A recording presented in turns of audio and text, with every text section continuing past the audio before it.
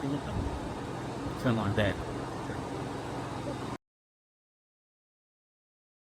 All right, ladies and gentlemen, we're back. I know it's been like 2 weeks. Like I said, I'm trying to stay more consistent. 2 weeks compared to old school or old time FP2K, Justice TV, whatever you want to say. It's pretty good. It's pretty good. I don't want to get all into it, but my work schedule, everything, if you knew all that, like I got to cram shit in. You can see behind me, obviously, remember that from the last thumbnail if you watched last video, which I'm going to assume if you're here, you obviously went and watched the previous episodes, like, subscribed, commented even, maybe even dropped a couple other shares to your friends. Obviously, if you're here, you did all that. But there is the bug catcher. Sorry, we're in front view, so, you know, don't want to keep doing that. But there's the bug catcher. Obviously, I just set it on the hood for that. And I know a lot of you, if you did watch previous videos, are gonna be like, bruh, you're going to start, like, working on this thing. And yes, like I said, the work schedule is a big thing. I'm gonna show today kind of some other stuff. I know so far it's been like parts. I don't want to have it, you know, torn apart in this U-Haul, have it half torn apart, and then, you know, have to wait 2 weeks to have time or parts here yet. So that's why it's gonna take a while. I'm waiting to surplus kind of some of the parts. Obviously, I know I started making videos early on. Still been staying busy with it. I have some stuff I want to do today, hopefully. If I'm not gonna spoil the end because I don't know the end, but if things go to plan in this episode, we might have this thing started. We're not carb swapping it on this episode. Not yet. We're still waiting on some stuff, waiting on some time, and I have some plans in the future coming that are definitely impend on me not having this torn apart when I have to move it. If you're getting my drift. But so I'm gonna set up the phone, get some footage. I got some feedback that you guys like the more like talkative, kind of slower pace, me just kind of doing it, you know, not just cutting around, getting all that. So I do want to kind of say that I'm gonna record everything, and obviously in the post process we'll kind of cut the bullshit down. But yeah, so I'm gonna get some of that going, and we're gonna see what we can make happen today, baby. Gentlemen, here's the first video inside the truck at all. You can see it's a goddamn disaster. Got our hard hat, sign from old McDonald's I stole. Just shit, right? And you can kind of tell it's all dirty. I mean, fuck, that's all taped together. I don't know if you know anything about 90s Fords, but this is like the panel that goes like under the dash here. I've been doing all sorts of shit. So we'll start here. Obviously you can see there's a floor shifter. It's janky as fuck. That's how you shift. You just kind of wiggle. Sometimes you got to hit the bar. Sometimes you don't. You know, just all sorts of fuck shit. Like, I, however, did not install that. Ironically enough, that's not a Justice Callahan special. But my brother did install it, you know, young, dumb in high school, which, as I said before, is why I burnt up the trans. But we left that in there. It does work. I mean, it's janky, but it works. When the truck drove and everything, it was fine. You know, got the shitty little stereo that every high schooler puts in there. This thing is actually too loud now for a stereo to even matter. You can see this is kind of just dangling on here. Now, there is a reason some of this, it's not quite as bad as it looks. This does actually clip on here. You'll see I have this shifter here because I was having all these transmission issues. And so my first thought, you know, not first, many thoughts was maybe since this has the overdrive switch in it, that was why my transmission was acting weird, not shifting. So I went to the junkyard and got a shifter, you know, because all this is like your blinkers and like power wash. There's the steering wheel. You can tell I'm a little tight in here. He's got big steering wheels. It's a single cab. I'm a big boy. It's all not good. You know, 90s Fords, light switch, fucking fuel pump, all that. Right, so we got all that. It is dirty. It's grimy. That is why we're making this into a drag truck. It was never pristine or nice to start with. These actually were new mirrors, ironically enough. I think a horse headbutted it or it got hit by the hail. Where I live out in my hometown is where this was stored. And there was horses hitting on this all the time. You can tell just looking how grimy this is. And obviously, it was a little cleaner when I actually, you know, dailied it. You could scrub some of this off, but there's only so much you can do where it's just a piece of junk. And it went through 2 different high schoolers. The miles weren't that high. It was only like 136,000. But I'm sure a couple of you guys have already pointed out, what the hell's this? Well, when I did all the work to the motor, all the work to the trans, somewhere in the process, for some reason, and I probably could have sat and found out, but I was dumb in high school. So I got it set up where, oh, dude, just use this. That's my switch for my fuel pump. Bam, start it. Good to go, right? It was sick. And it still is sick. And we're actually going to play on that. And I'm going to show some stuff here in a second to kind of show you. It's a project. It's a piece, right? It's not no gem. It's not a, you know, I didn't find some restored F-150 and start tearing into it. And it's, like I said, it's beat up. The eventual plan, obviously, is I want to drag races. You know, we'll have you know, roll cage going through here. Tear out the headliner, tear out the carpet, tear out this. I want to make a couch out of this. I think it would be funny. Different steering wheel setup because that's just atrocious, especially with this right here. You can always see I do have all the paneling for that. That's only turned into because of me messing with that shifter. It does clean up surprisingly well. I mean, I'm not gonna say it's mint, but cleans up better than what it looks. You can see I do have the wheel off.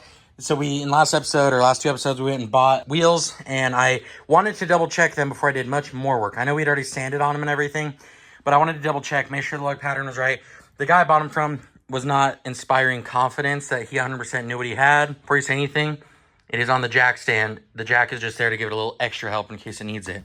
There's some signs that who knows where those came from.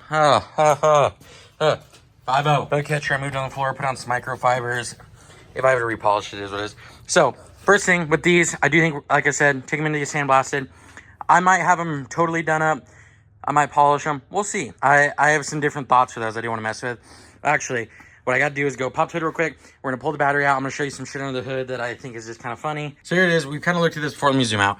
So we kind of looked at this before. You know, it was originally gold. Here it is. It is covered in dirt. Like I said, I did have this whole motor out. I rebuilt it. I might put in some pictures, or maybe I'll make a separate video kind of working through kind of what we did, how we got here. A couple things. I really want to pull this motor again, like really bad. But as you remember, we're in a little tiny storage unit. So I don't know if the motor is going to get pulled in time for what we're trying to do. Because like I said, the biggest reason is I think it'd be really sick, crank this out, and then go drag race it. I know it's not going to be some powerhouse. I don't expect any of that, but I do think it'd be fun. And I did build it in high school. That does not vote confidence with most mechanicking. High schoolers and mechanicking isn't ideal. But I do think it'd be fun to run it down the strip. Like I said, this is my brother's truck. That's its whole own thing. Now it's my truck. I worked on it, built the motor. It does run. I mean, it doesn't sound like it's knocking. It sounds like a piston's blowing up, but I've never gotten to ride it at full capacity. But you know, you kind of get the gist. It's disgusting dirty. I didn't replace a lot of it. Did take off the smog pump that is normally right there. So, you know, we got that.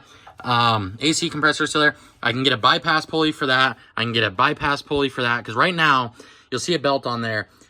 It is just the closest belt I could find that fits. It certainly doesn't fit well. I know I could go through and fix a lot of this stuff and keep it on EFI and all that. OBD1 EFI is just so jank. Like, I don't feel like I'm gaining any significance out of staying OBD1. Trying to get you a good angle. Staying OBD1, I don't feel like I gain anything. I know it's EFI. EFI is more fuel efficient. You can make more power. If I carb swap it, right? Get all that plumbed up, get all that ready to go. Nothing is stopping me from just putting like a Sniper EFI kit on it. And I did meet the guy we bought the carburetor from. He does do a lot of these 90s Fords upgraded EFI kits, which would be really cool. His kits are like $3,000 though, right? So maybe in the future, but his kit, the premise of it, it's a carbureted intake, has a special aftermarket like throttle body that condenses all this onto what looks like a carbureted intake, basically a simplified Sniper EFI. And a lot of times he switches out the computer. I guess he puts 460 computers in these, and he mainly works on 460s, and that's what he does to get them to work right. I have no clue about how any of that works. I do know, and I don't know how a carburetor works, but I do think I'm crafty enough to figure it out. And like I said, I want to clear all of this. I have the AC shit. I have this evaporative, what do they call it? A vacuum storage canister.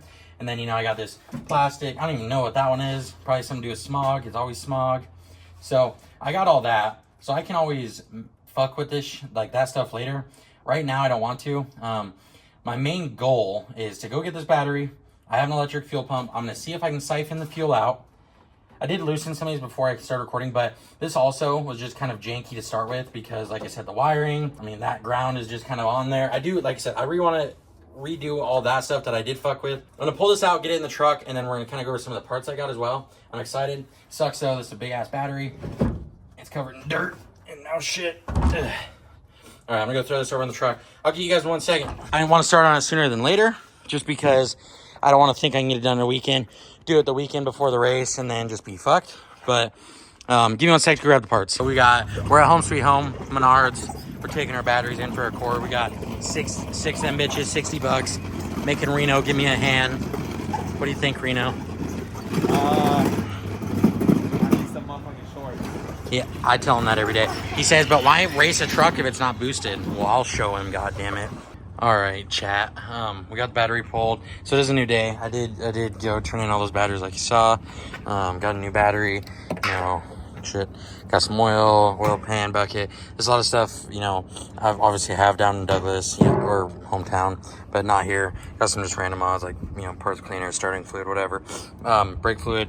I did notice reservoir's a little low last episode. So real quick, what we're gonna do first is I'm gonna expand put the wires on here a little longer.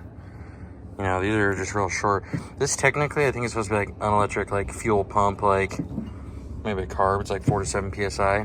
So, but it'll be fine for what we're doing. Hopefully that filter's not clogged. If it is, I'm just gonna take it off. I simply don't care. I'm gonna add these, make these a little longer. Red, I got 2 wires here. I don't have black. I didn't buy this. I just had this ready. So, you know, red on red. We're gonna do, I was originally I thought I only had red, so I was gonna do both red and just try not to cross them. But we're gonna do white for the ground and then red for red. Obviously got our little clippers there. So I had to give it a little socket. Like I said, they're just twisted together, nothing too crazy. Just had to loosen these a little bit. They gotta go through the side, so I'm just gonna kind of put it in there, like right next to the bolt, and then just compress that. Get on both sides, kind of sandwich it together. These definitely aren't my favorite battery posts, like terminal things. These suck. If you ever have to replace your like positive wire for your battery or your ground, I would recommend just getting the correct, like pre-soldered, pre-good, because these little bolt together shits, I think it was terrible. They corrode like crazy, and obviously you can spray shit on there, but just having them, you know, be clean all the time, I don't know. I've just had bad luck, and I've had bad luck with them getting good connection, like good ground. Making all sorts of ruckus over there. Looks like they might just be moving out, I'm gonna be honest. Okay, so we got some little clamp devices created. Got our wires.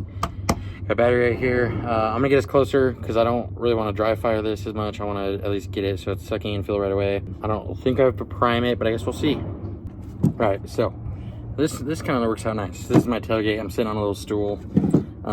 So like I said, you know, you see like this one, most of the copper's ripped or crumped off, and I got some real crappy wire strippers here. We'll see what we got. I think these are 18 gauge. Oh, not 18 gauge. So these ones must be. We're just gonna see what we can do here.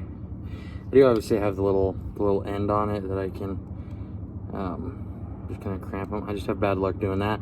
Sometimes I feel like I cut it. So, but let me see. Let me rub this through here real quick. This wire is just a little too. I got most of it, but. If you can hear them, I do got some little neighbors across the way working in their little storage unit, so if you hear it, that is what you are hearing. I really should just honestly buy a nicer pair of these things. These are definitely like the cheap crappy shitty ones, but you know, it's just one of those, it is what it is. So it fits pretty good through the, I don't know my wires well, but the 440, whatever that means, that worked a little better, I don't think. Maybe ripped off 2 little strands, but that's all right. So got those, got a little wire here. It is a scorcher today. I think when I was driving over here, my truck's at 100. Obviously my truck's a little hotter, but it's wherever you're watching this from, it's the heat wave week. I'm sure you've heard the news about the weather and it being just an absolute ripper. I got some ice cold root beer to keep me chilling today though. Main thing here, like I said, get the gas out, get new oil in, see if we can at least start it, and that will feed into our, I don't want to ruin the surprise, but feed into some future shenanigans. I did shank the shit out of myself. I boo-booed. We're just gonna try like right here. I'm just trying to add a little bit more just so it has a little more workability with it. Apparently I can't open this one. Plastic was ripped on the front, so I guess we'll do it the hard way. Oh my fuck. Holy shit.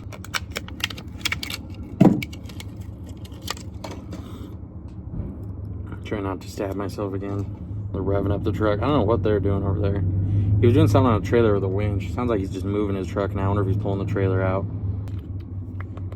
A little iron to add the day. So these do say they're 18 gauge, so I don't know. But I also think, like I said, these are cheap, shitty. That's literally in the 18 gauge slot, and it just to get the gist, obviously, like, just sits in there, clamps in, and then when I'm using the battery, I just take it off, so forth. Be right back. All right, so in an actual unfortunate turn of events, so I did just try to put both lengths. So this one's a little smaller, that one's a little bigger. This is the side that would be sucking the fuel, basically. It actually, neither of them shoved down in there reached into the actual tank. And this setup was set before me. I didn't make this. My grandpa worked on it for something else. So what I might have to actually go do is run and go get some fuel line. So I do think I'm just gonna go get a couple feet of this hose. I go back to O'Reilly's, which sucks. I was literally just there buying some other stuff for today. So I guess I'm gonna go run and go do that real quick. All right, so we'll be right back.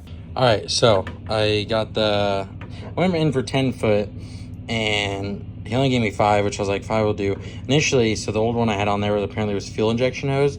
They're like, oh yeah, here's this. It's $10 a foot. I'm like, what the fuck? It just got regular. Apparently this is technically transmission cooler line. I don't know. The AutoZone is just weird. Some of these guys overcomplicate things. But anyways, I'm gonna try and ram it in there. All right, so that actually goes in there. I did pull it out a bit to make sure it's actually hitting fuel. Got our end in the bucket. We got our battery right here. Now, obviously, biggest goal here, not to kill ourselves. We got battery. We're messing with electricity. It's gonna spark. Yeah, we're gonna try not to kill ourselves here. I need a camera lady. What does that look like if I put it here? Did I give you a little? That's about the best angle I think I'm gonna be able to give you right here. I don't know, I didn't try these yet to make sure they, like, the terminal posts already fit on there. So I just don't want these two in the middle to touch where it's like exposed. So it does look like I'm gonna have to adjust that. I'm do it by hand, so it looks like it's just a little tight. There's that one. Trying to see if there's any way I can route this where I won't spark this right here.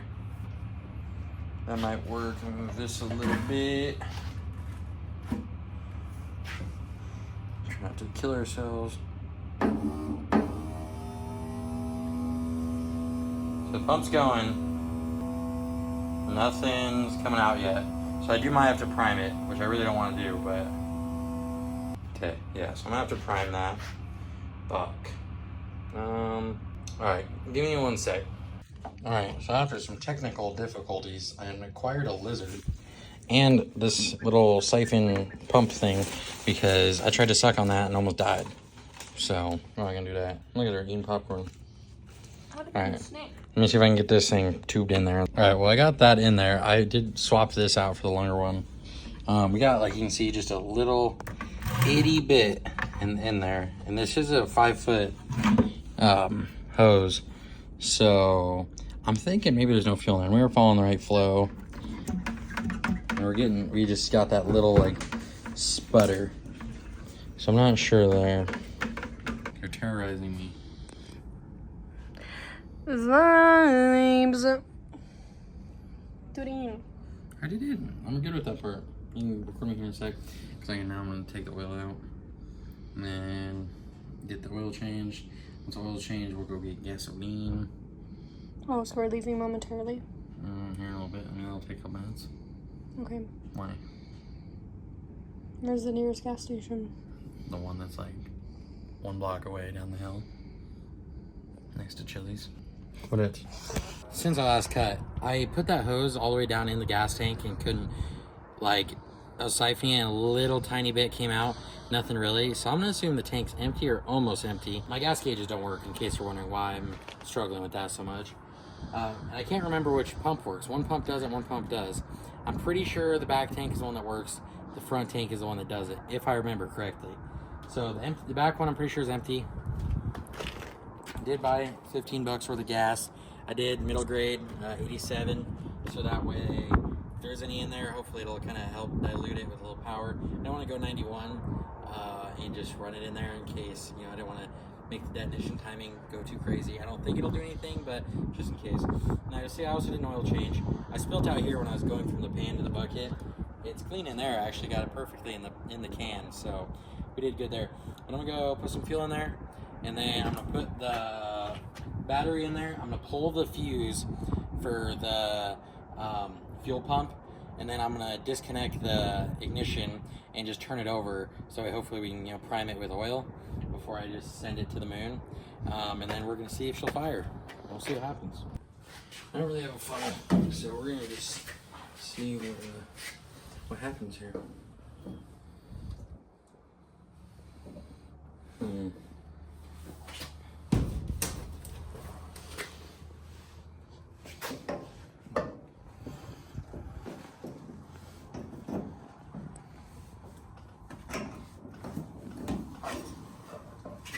Might need a hand, Lizzie.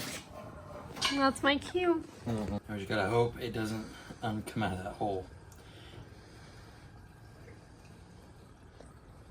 You didn't think of a backup plan? Well, my backup plan was don't let go of it, but then you let go of it. So now we're just hoping. Oh. It's all right. So, obviously we didn't put that much in there, probably a couple gallons. It started kind of backing out of the filler neck. So I hope that doesn't imply that it's full, because then our siphoning situation really wasn't working. But we're gonna try that, see if just that's enough gas. Like, I wanted to put a bunch in there to see if we dilute it more. We're gonna see what happens here. I'm gonna put the cap back on, go lug this battery up there, hook it up, and then pull those fuses like I was saying. We're gonna see if we should at least turn over for sure. Because I mean, we got power, that's all I really need is for that. But we're gonna see what happens as far as the ignition goes. So just give me 1 sec to get all that hooked up and we'll be back. All right, so I won't lie, I did just start it a minute ago. So we do know it starts, not to ruin the spoiler.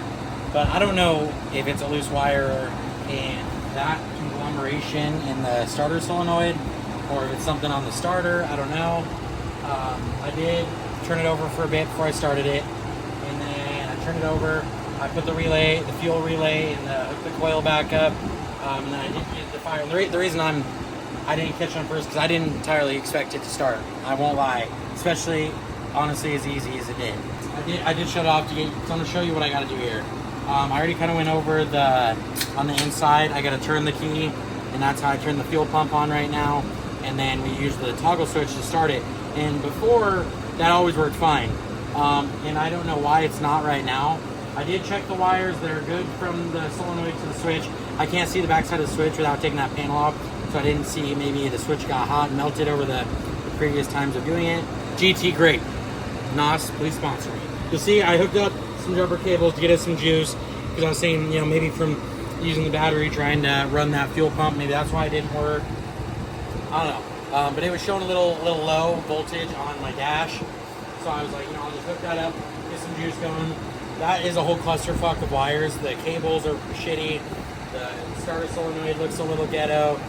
Eventually I'll redo it, and that could be where my problem is. But let me steal this from you real quick, and then I'll give it back so you can finish recording. But I'm gonna show you this real quick, kind of like we went over before. So that old 90s green, that's some retro shit right there. I love it. But anyways, you remember we had to turn the key. That turns our fuel on, right? That gets it going. You can hear the pump kick. This, I don't know. It used to be where sometimes I just have to start at neutral, sometimes it'd start in park, whatever. But the switch wasn't working. See, makes no noise, no nothing. If you know about these 90s Fords, there's a little cheat. As long as you got fuel, your starter itself works, you can do a lot here. So we got the fuel pump's turned on, right?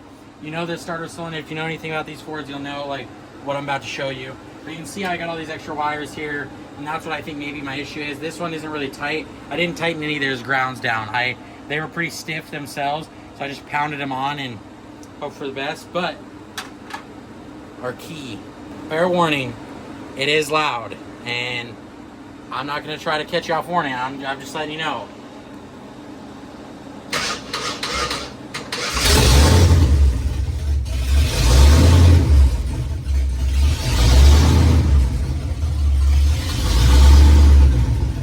So that's how we do it, I won't leave it running long, just so you can hear me. You can kind of hear it doesn't have a low beat cam, so that's just like a vacuum surge right there. That isn't me. Oh yeah, there you go, leveled out a little. But there she is. We did it! Hell yeah! So, that's what I'm saying. It is loud. Open headers, that's why it's so obnoxiously loud. I gotta figure out plan of attack here. I think put the wheel on. I make sure there's trans fluid in it, and I think today we'll call it right there, because I don't have some of that stuff with me. But I think then we try and give it a drive around the courtyard. But I'll do that another day because I got to take off the dollies and everything, and it's been a long day.